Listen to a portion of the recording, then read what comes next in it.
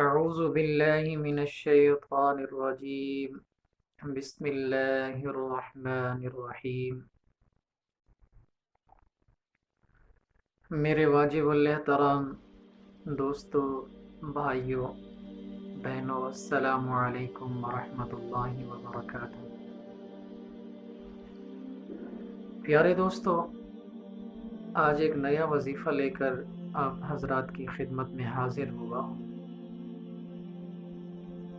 آج کا یہ جو وظیفہ ہے، آج کا یہ جو عمل ہے، ان حضرات کے لیے ہے، ان بھائیوں کے لیے ہے جو اکثر یہ شکایات کرتے ہیں کہ یار ہم اپنی اولاد کی وجہ سے پریشان ہیں، اولاد کہنا نہیں مانتی، اولاد نافرمان ہو گئی ہے.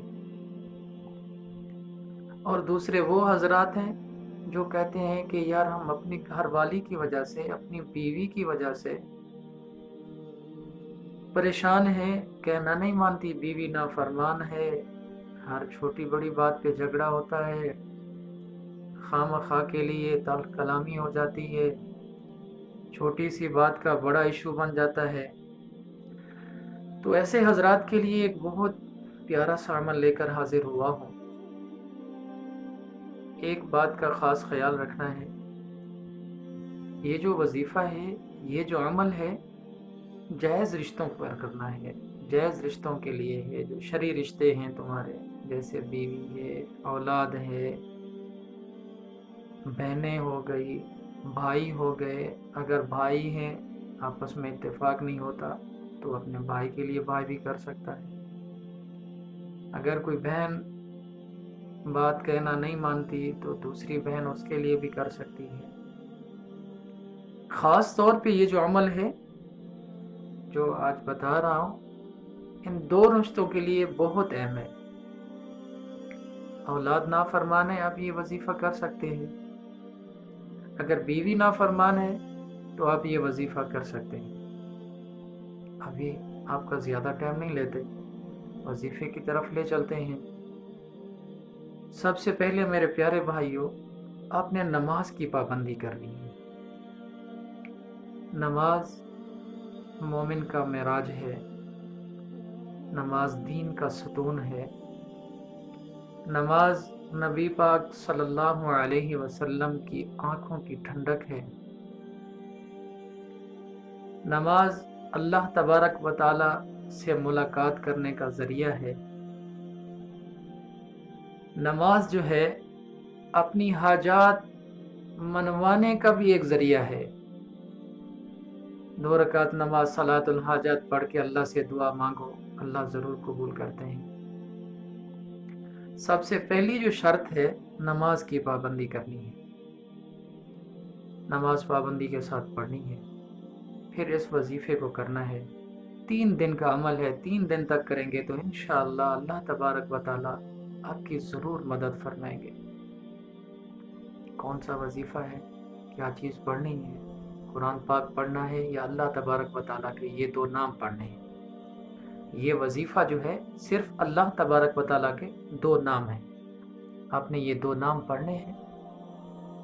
پڑھنے کی ترتیب اس طرح سے ہے، آپ نے 3 مرتبہ درود ابراہیمی پڑھنا ہے. کوئی بھی ٹائم رکھ لے،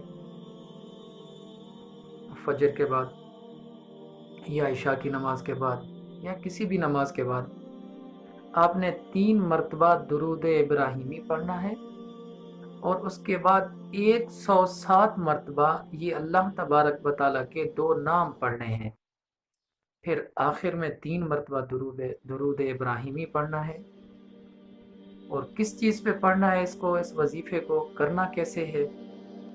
آپ نے یہ 2 نام جو آپ کو بتا رہا ہوں، وہ یہ 2 نام ہیں. 3 مرتبہ درود ابراہیمی اور 107 مرتبہ یہ اللہ تبارک و تعالیٰ کے 2 نام پڑھنے ہیں. یا مغنیو یا اللہ، یا مغنیو یا اللہ، یا مغنیو یا اللہ. اس کو 107 مرتبہ ان دونوں ناموں کو ایک ساتھ پڑھنا ہے اور 107 مرتبہ پڑھ کر پانی کے اوپر دم کرنا ہے.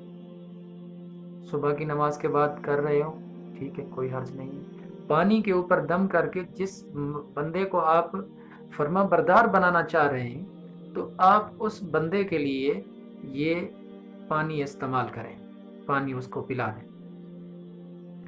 یہ چھوٹا سا عمل ہے، اللہ تبارک و تعالیٰ کے 2 نام ہیں اور ان دونوں ناموں میں اللہ تبارک و تعالیٰ نے بہت بڑی پاور رکھی ہے۔ ایک بار پڑھنے کی ترتیب پھر سن لیں، 3 مرتبہ درود ابراہیمی اور 107 مرتبہ یہ اللہ تبارک و تعالیٰ کے 2 نام یا مغنیو یا اللہ، پھر آخر میں 3 مرتبہ درود ابراہیمی پڑھ کر پانی کے اوپر دم کریں۔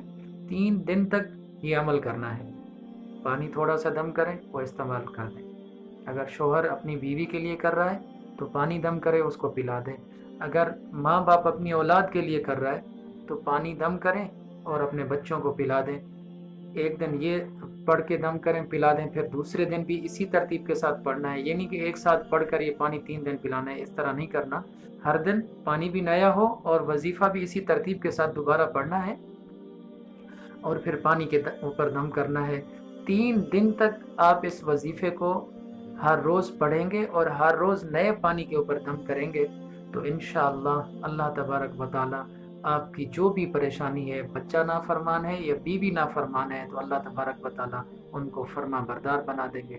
اللہ تعالیٰ سے دعا ہے کہ اللہ تعالیٰ جتنا مسلمان پریشان حال ہیں ان تمام کی پریشانیوں کو دور فرمائے۔ اللہ تبارک و تعالیٰ سے دعا ہے کہ جتنا لوگ بیمار ہیں اللہ تعالیٰ ان تمام کو شفاء کاملہ عاجلہ عطا فرمائے۔ آخر میں اپنی دعاؤں میں یاد رکھنا۔ والسلام۔